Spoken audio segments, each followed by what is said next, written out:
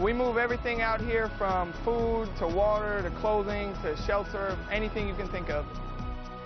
It always makes you feel good to be able to help people and do what you can to provide the assistance for some, especially something of this scope, to be able to provide some kind of relief.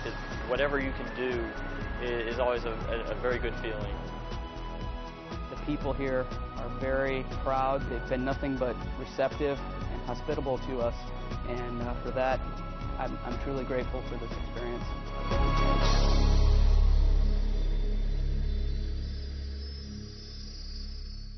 Well, the purpose of Operation Unified Assistance, quite simply, was to provide relief to the victims of the tsunami that devastated Indonesia and Thailand, Sri Lanka. Military airlift played a very significant role on a number of areas. First of all, there were C-130s and C-17s that were providing relief, direct support relief to some of the devastated areas in Indonesia, Thailand, and Sri Lanka that were not accessible by road or other means. They're coming in like that. That's our route of flight.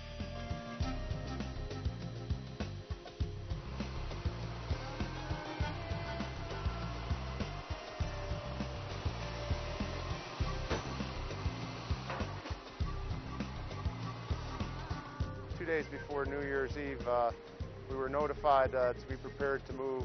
Within about 16 hours, we were on an aircraft heading this way.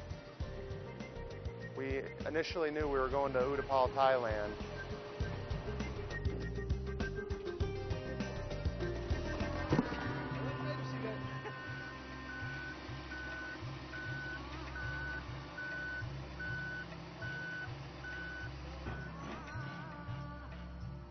Currently, the Telsey set up to handle three functions. We're command and control first, second we run an aerial port, and third we provide limited maintenance.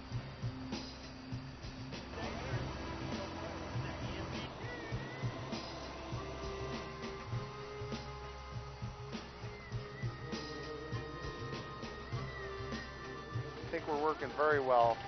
We're servicing Japanese C-130s every day here at Utapao, and we're also working with commercial carriers.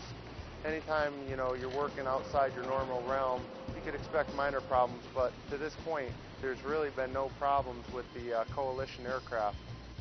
Between the different countries, if we needed help with manpower, there was always some of the other countries that would help out, and vice versa. If they needed help with loading cargo or moving cargo, we would assist them. So it was really a real good collaborative effort between all the countries that were participating there.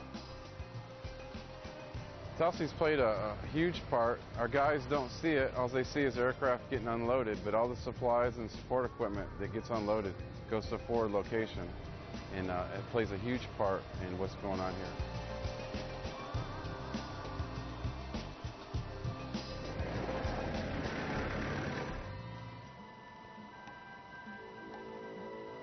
You name it, and we moved it anywhere from food to water purification systems, clothing, medical supplies, people, doctors, relief workers, and everything in between.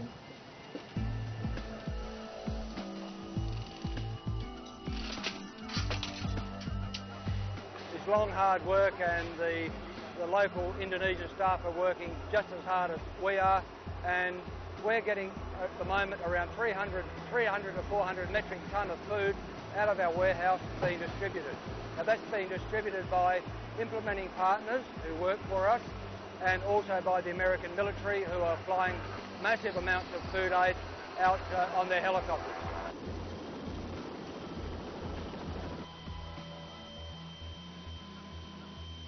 One of the biggest challenges was trying to shape the Joint Task Force, which eventually became a combined support force, so that it can encompass all the efforts by the United Nations and the other non-governmental organizations that are trying to support the effort.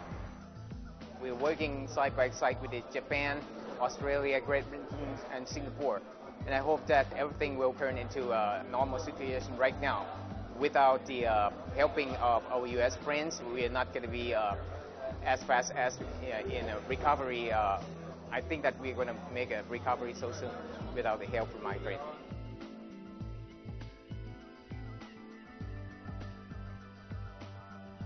I'm very proud of the men and women of Air Mobility Command. Truly, the folks in the EMTF, the Extraordinary Mobility Task Force, are the first on the scene and the last to leave. We were part of a very successful operation from a United Nations and a world perspective, that the people of Indonesia and Sri Lanka and Thailand got what they needed in a very timely manner, so that the loss of life truly was limited to the initial tsunami event.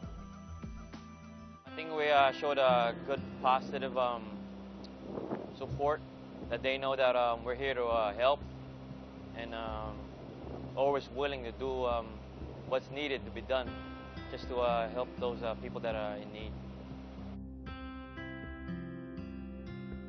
It's sad, but you can tell that they're really happy that we're over here. Every time we walk by any of the people over here in Thailand, they wave, they salute. They're really happy that we're here, so that makes you feel good.